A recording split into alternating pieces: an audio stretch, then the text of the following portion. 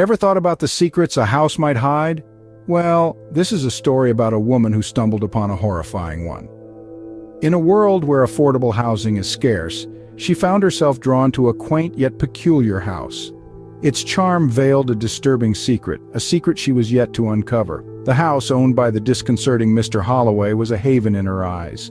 With sunken eyes and a perpetual air of unease, Mr. Holloway was no ordinary landlord. His unsettling presence only added to the house's enigmatic allure. Yet beneath the surface of this seemingly perfect solution to her housing needs, a sinister reality was lurking. The woman, oblivious to the impending horror, was lured by the house's charm and the deceptive affordability. She was ready to make it her home, ready to start anew. Little did she know she was walking into a nightmare. The house seemed normal until the woman discovered something in the basement. A chilling sense of dread washed over her as she peered into the dimly lit cellar. The first sign of something amiss was a peculiar metallic smell. As she descended further into the basement, the smell became more intense and a horrifying sight met her eyes. There in the gloom lay a collection of human bones. The realization hit her like a freight train. Mr. Holloway, the sunken-eyed landlord, was a cannibal. Her heart pounded in her chest as she backed away from the gruesome sight, only to come face to face with the man himself.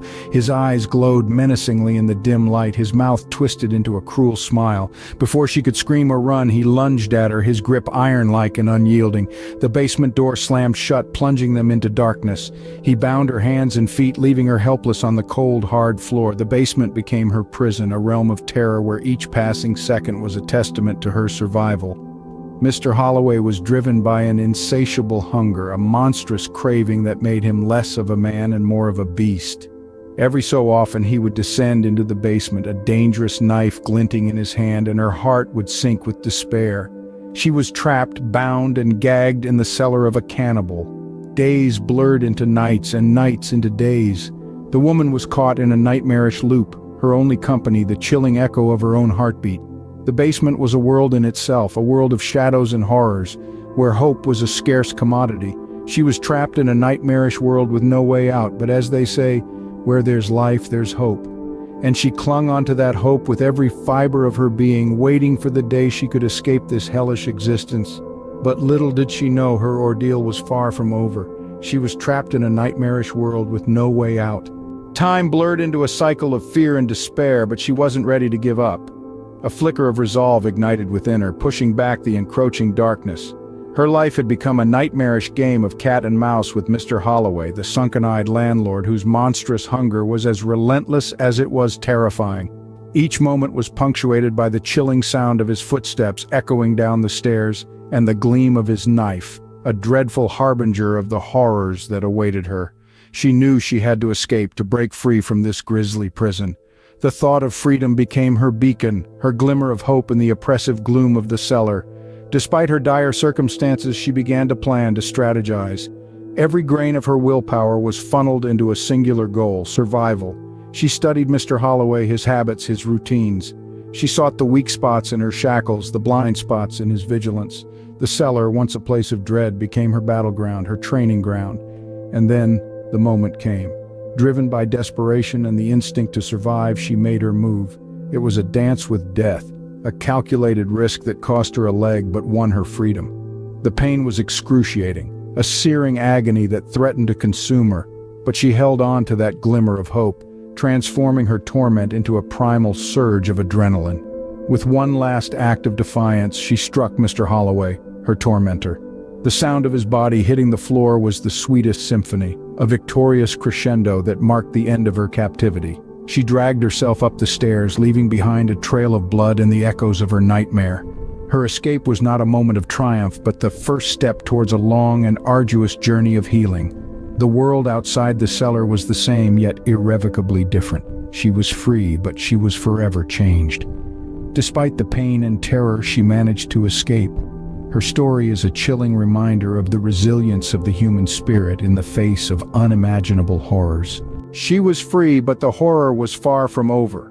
As the echoes of her screams faded into the night, the grim reality of what had transpired began to sink in. The police were called, their sirens cutting through the silence like a blade.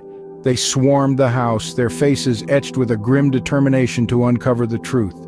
The investigation unveiled a macabre tableau, a basement that held more than just the echoes of her terror, but the remnants of Mr. Holloway's heinous crimes. Yet the man himself was nowhere to be found. Like a phantom, he had disappeared, his whereabouts unknown, his fate a mystery. The community was left reeling, the shock waves of his monstrous deeds echoing through the once peaceful streets. The sunken-eyed landlord, the seemingly ordinary neighbor, was a cannibal. The revelation sent a chill down the spine of every resident. Doors were bolted, suspicions cast on familiar faces, and trust, once freely given, was now a commodity few could afford. The charming house, once a beacon of hope for a fresh start, stood as a chilling monument to the horror that had unfolded within its walls. The tenant's lament was heard, loud and clear, throughout the town. The whispers of Mr. Holloway's dark secret spread like wildfire, burning any semblance of normality the community had left. The town was shaken to its core, its peace shattered by the monstrous revelation. The fear was palpable, the unease tangible, as everyone questioned what they really knew about their neighbors. The once enchanting house stood silent, its doors closed, its windows dark. The laughter, the dreams, the hope that once filled its rooms were replaced by an eerie silence. It was no longer a home but a crime scene, a chilling reminder of the evil that had taken place within. Indeed, she was free, but the haunting memory of her captivity would forever be etched in her mind and the town's history. The house stood empty, a chilling reminder of the horror that occurred within. Escaping the house was just the beginning of her journey. As the woman emerged from the darkness that had consumed her, she was forever marked by the grotesque ordeal. She bore not only physical scars, but psychological ones too, invisible yet just as potent. The phantom pain from her severed leg was a constant reminder of her encounter with the man who had once been just an ordinary landlord. Every step she took was a testament to her survival, a silent victory against the man who had sought to consume her. Her prosthetic leg was not just a tool for mobility, but a symbol of her resilience, her strength, her defiance. But it was the psychological scars that proved to be the most challenging. She was haunted by the memory of Mr. Holloway, his sunken eyes, his chilling smile. The terror he instilled was not easily forgotten. It echoed in her mind, a relentless echo that refused to fade. Every creak of a floorboard, every flicker of a shadow, every unexpected knock at the door sent paralyzing fear coursing through her veins. The world outside her window no longer felt safe. It was a minefield of potential horrors, a playground for the unseen evil that lurked in the most ordinary of places. She had to learn to navigate this new world, her world. It was a constant battle, fighting the monsters that resided in her mind, dispelling the darkness that threatened to consume her once more. Every day was a struggle, but every day she survived was a victory. She found solace in support groups, in therapy, in sharing her story.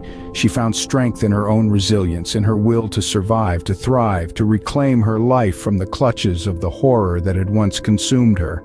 The nightmares continued, a constant reminder of the true horror hidden in unexpected places. But they were no longer a sentence. They were a part of her journey, a part of her story, a story of survival, of resilience, of a woman who had faced the unseen horror and emerged victorious. The house remains, carrying the weight of its dark history. Once a beacon of charm and allure, it now looms ominously over the neighborhood. Its eerie silence a stark contrast to the once vibrant community.